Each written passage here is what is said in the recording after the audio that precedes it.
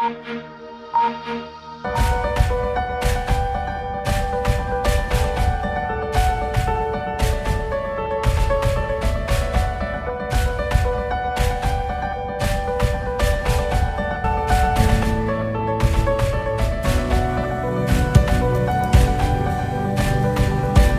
उन विभूतियों का अभिनंदन करता हूं जो इस यज्ञ में निष्काम भाव से बिना किसी प्रचार के अपना सहयोग देते रहे हैं। मैं इस अवसर पर सेठ जी, श्री जयदयाल गोयनका जी और भाई जी श्री हनुमान प्रसाद पोद्दार जैसी विभूतियों के प्रति अपनी श्रद्धांजलि भी अर्पित करता हूं। वासुदेवः सर्वम, वासुदेवः सर्वम, सब कुछ वासुदेवमय है, सब कुछ वासुदेव से ही है, सब कुछ वासुदेव में ही है। भाई और बहनों, 1923 में गीता प्रेस के रूप में यहां जो आध्यात्मिक ज्योति प्रज्वलित हुई, आज उसका प्रकाश पूरी मानवता का मार्गदर्शन कर रहा है। हमारा सौभाग्य है कि हम सभी इस मानवीय मिशन की शताब्दी के साक्षी बन रहे हैं। इस ऐतिहासिक अवसर पर ही हमारी सरकार ने गीता प्रेस को गांधी शांति पुरस्कार भी दिया है। गांधी जी का गीता प्रेस से भावनात्मक जुड़ाव था। एक समय में गांधी जी कल्याण पत्रिका के माध्यम से गीता प्रेस के लिए लिखा करते थे। भाइयों बहनों, हम सब ने पिछले 9 वर्षों में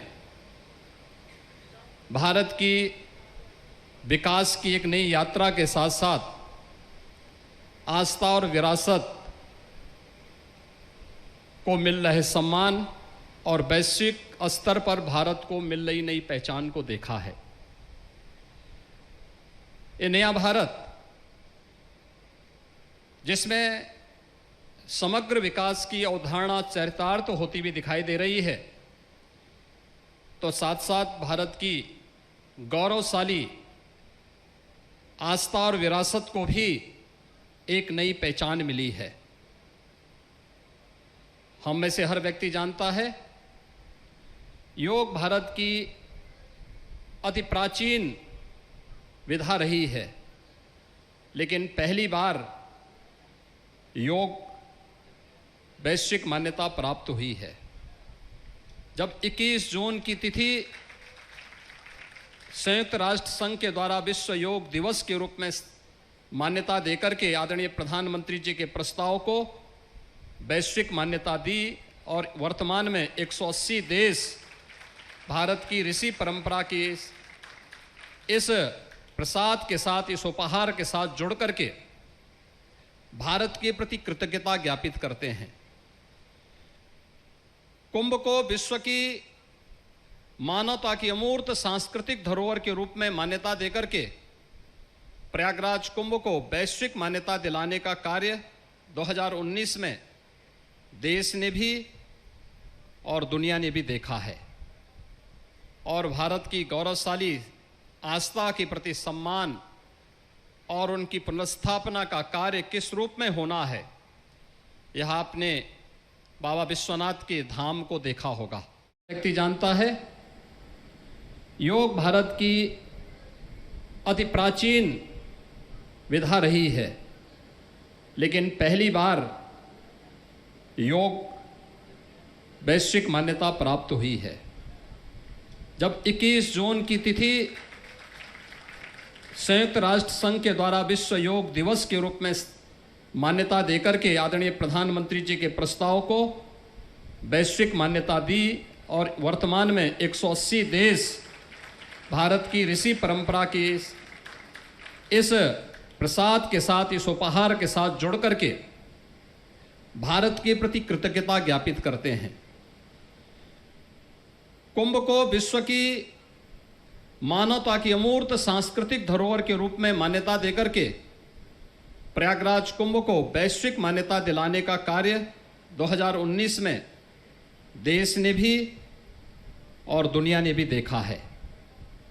और भारत की गौरवशाली आस्था के प्रति सम्मान और उनकी पुनर्स्थापना का कार्य किस रूप में होना है, यह आपने बाबा विश्वनाथ के धाम को देखा होगा। काशी में बाबा विश्वनाथ का धाम हो या केदारनाथ में नई केदारपुरी, बद्रिकाश्रम में पवित्र बद्रीनाथ धाम हो या महाकाल में महालोक की पुनर्स्थापना का कार्यक्रम और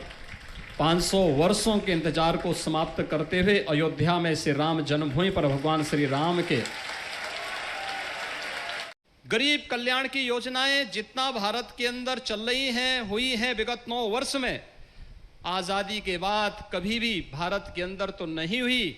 लेकिन दुनिया का कोई देश आज भी उस मात्रा में, उस पैमाने पर उन गरीब कल्याणकारी योजनाओं को आगे नहीं बढ़ा पाया है। गीता प्रेस अपने 100 वर्ष की एक शानदार यात्रा को लेकर के आगे बढ़ा है और शानदार यात्रा में इन 100 वर्षों में विगत 75 वर्षों में कोई प्रधानमंत्री गीता प्रेस में आज तक नहीं आ पाया, क्योंकि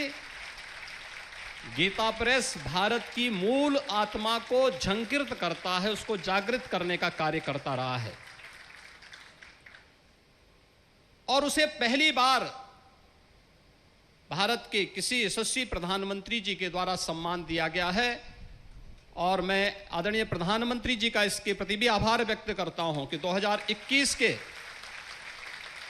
गांधी पीस प्राइज के लिए भी गीता प्रेस के योगदान को सम्मानित करने का कार्य आपकी अध्यक्षता में गठित जूरी ने किया। यह न केवल गीता प्रेस का बल्कि भारत की उस हर धरोहर का सम्मान है जो हमारी पहचान है और जो भारत को एक नई पहचान के साथ आगे बढ़ाने का कार्य करता है।